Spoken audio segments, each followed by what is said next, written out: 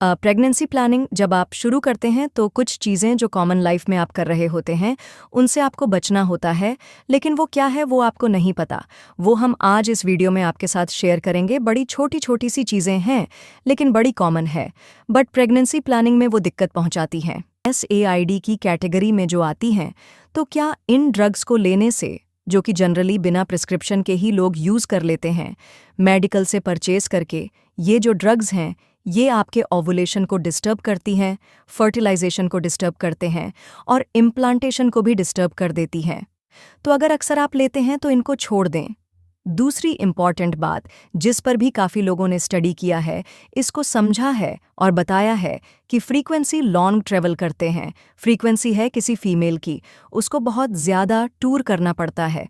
तो ऐसे में क्या होता है कि आपकी बॉडी की जो क्लॉक है वह थोड़ी सी डिस्टर्ब होती है और उसका असर आपके ब्रेन पर पड़ता है और उससे आपके हार्मोन्स जो हैं थोड़े से अपसेट होते हैं और इससे आपका मेंस्ट्रुअल साइकिल डिस्टर्ब हो जाता है, जिससे कि ओवुलेशन डिस्टर्ब होता है और प्रेगनेंसी प्लानिंग कठिन हो जाती है।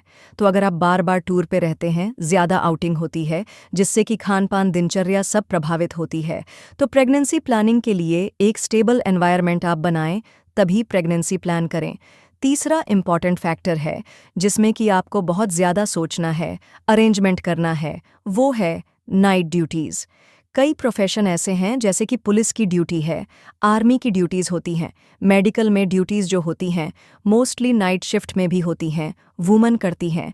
लेकिन ऐसे में उनकी बायोलॉजिकल क्लॉक, जो शरीर की एक घड़ी है जिससे कि हार्मोन संतुलित होते हैं, शरीर की सारी गतिविधियां चलती हैं, वह डिस्टर्ब हो जाती है और इससे बॉडी पर फिजियोलॉजिकल और मेंटल स्ट्रेस बढ़ता है।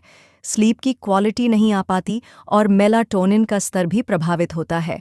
तो इससे भी आपकी फर्टिलिटी प्रभावित होती है। स्पेशली इन केसेस में कंसीव करना उतना मुश्किल नहीं है जितना कि उसको मेंटेन करना, और महीने तक मिसकैरेज का रिस्क बहुत ज़्यादा रहता है। तो अगर आप भी नाइट ड्यूटी करती हैं तो थोड़ा सा एडजस्टमेंट करें, अपने शिफ्ट को चेंज करें ताकि प्रेगनेंसी प्लानिंग सही से कर पाएं और एक सुरक्षित डिलीवरी में ये आपको मिले। चौथा महत्वपूर्ण पॉइंट है केमिकल एक्सपोजर। कई बार आप ये समझेंगे कि केमिकल एक्सपोजर हमें तो नहीं है।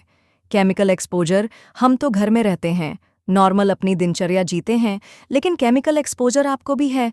आपके घर में डिस्पोजल, या फिर आप बाहर गए, आपने जूस लिया, शेक लिया, चाय लिया, कोई भी चीज़ ली, या फिर आप सुपरमार्केट गए, आपने कैंड कुछ फूड ज्यूसेबल आइटम्स खरीदे जो कैंड हैं, तो उसके थ्रू ढेर सारे केमिकल, जिसको कि EDC का नाम दिया गया है, एंडोक्राइन डिसरप्टर्स होते हैं, वो आपके एंडोक्राइन यानी कि जो हार्मोन्स सक्रेट करने वाली ग्लैंड्स हैं उनके फंक्शन को डिस्टर्ब करते हैं।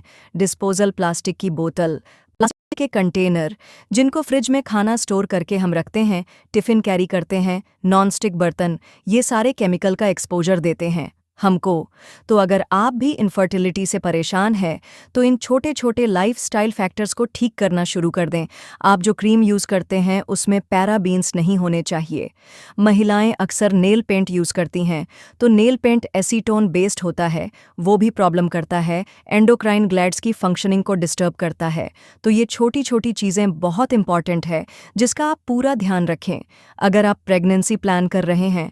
आशा करती हूँ ये जानकारी आपको अच्छी लगी होगी। लाइक का बटन ज़रूर दबा दीजिए और चैनल को भी ज़रूर सब्सक्राइब कर दीजिए। Thanks for watching.